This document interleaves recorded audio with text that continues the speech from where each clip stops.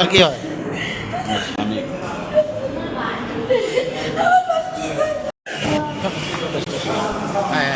কিরায়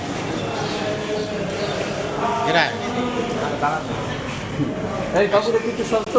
আজকে একটি যৌতুকের দাবিতে মারপিট এবং মারপিটের হত্যা মামলার রায় হয়েছে।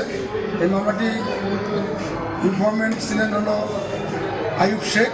তিনি অভিযোগ করেছিলেন যে তার মেয়েকে এই মামলার আসামি, তার নাম হচ্ছে আইয়ুব আলী, গত 8-10-2013 তারিখ রাত 3টে থেকে 4টের দিকে 4টের মধ্যে বোয়ালমারী থানাধীন শেখর গ্রামে আইয়ুব আলীর নিজের বাড়িতে তাকে যৌতুকের দাবিতে মারপিট করে এবং শ্বাসরোধ করে হত্যা। আজকে এই মামলাটির রায়ের জন্য 3 ধার্য ছিল। রাষ্ট্রপক্ষ 7 জন সাক্ষীর সাক্ষ্য প্রমাণের ভিত্তিতে এই মামলাটি প্রমাণ করতে সক্ষম হয়েছে।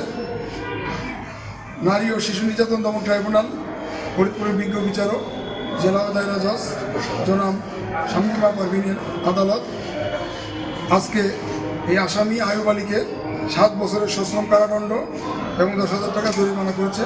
অনাদায়ে আরও 6 মাসের কারাদণ্ড প্রদান করেছে। আমরা হুজুর আদালত যে রায়টি দিয়েছে এটি দণ্ডবিধি 304-এর পার্ট 2 ধারা অনুযায়ী রায়টি দিয়েছে। আমরা রাষ্ট্রপক্ষ এই রায়ে সন্তুষ্ট প্রকাশ করছি যে এই যে যৌতুকের দাবিতে যে মারপিট এবং এই মামলাটিতে প্রমাণিত হয় আমরা 7 বছর সাজা দিতে সক্ষম হয়েছি। আমরা মনে করি এই যৌতুকের দাবিতে যে নির্যাতন, এই রায়ের মাধ্যমে এই যৌতুকের দাবিতে নির্যাতন এই সমাজ থেকে দূরীভূত হবে।